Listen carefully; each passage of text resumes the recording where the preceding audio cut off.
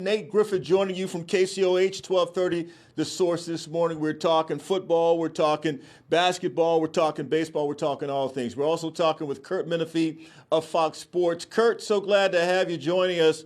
And of course, the USFL is kicking off tomorrow. Going to be a very big game, big season, if you will. It's the rebirth of the USFL. And I first want to ask you your thoughts about that. Well, first of all, you're going to have to get someone else to talk about baseball and basketball right now. I'm only going to talk about football, and it's the USFL, and I'm excited about it. You know, you take a look. I like to talk about leagues like this that are quote unquote developmental, but spring football in particular, because I mean, for me, I always go, most people just need an opportunity in life. And a lot of times you don't get that when you're going to an NFL training camp and you're the 10th wide receiver there or the third or fourth quarterback. You just don't get enough reps to try and show people what you can do, you know, if you're not a first round pick or second round pick. And so leagues like this give people an opportunity to kind of do that because they get to play regularly and they get to show what they can do.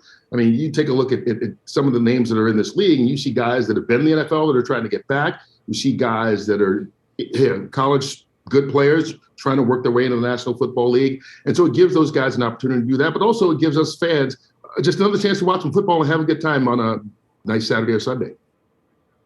Yeah, no question about that. All right, big game tomorrow, which is going to kick off the season. New Jersey Generals, Birmingham Stallions. What can we expect to see in that game? You know, I think that it's, first of all, that it's the first game of a new league. It's broadcast on two networks, which is the first time between Fox and NBC. The first time two networks have simulcast a sporting event since Super Bowl I. I mean, so this is a big deal. It shows the commitment of both these networks. But I think you're going to get a chance to see not only the quality of football, but the different innovations that we're trying to bring to this. And again, it's football first, absolutely. But secondly is the technology. We have a chip in the football. All these years since, you know, 1960s, you've been watching football and people come out with those two chains and try and figure out, did he get a first down? Did he not? We've got a chip in the ball and cameras all around the stadium that'll sync it up from a technological standpoint. And we'll be able to determine, did the ball reach the first down marker and show that to you graphically. Hopefully, at some point, we'll be able to get a touchdown where you can see, did the ball cross the goal line?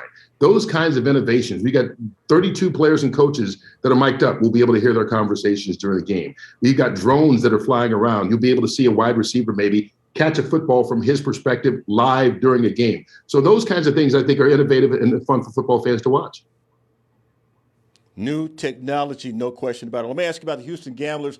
Kevin Sumlin, the head coach of the Houston Gamblers. Your thoughts about the Gamblers? You know, I think if you talk to a lot of people that have been down here during the training camp, and I'm in Birmingham now where the games will be, a lot of people think Houston may be the best team. I mean, not only you have Kevin Sumlin as the head coach, you got Clayton Thorson, who set all those records at Northwestern. A lot of people think he may be the best quarterback in this league. And certainly you got Mark Thompson, who's a running back, who's a beast at the University of Florida. A lot of people, I don't like comparing him to NFL players because that's not fair, but he's a big guy, fast.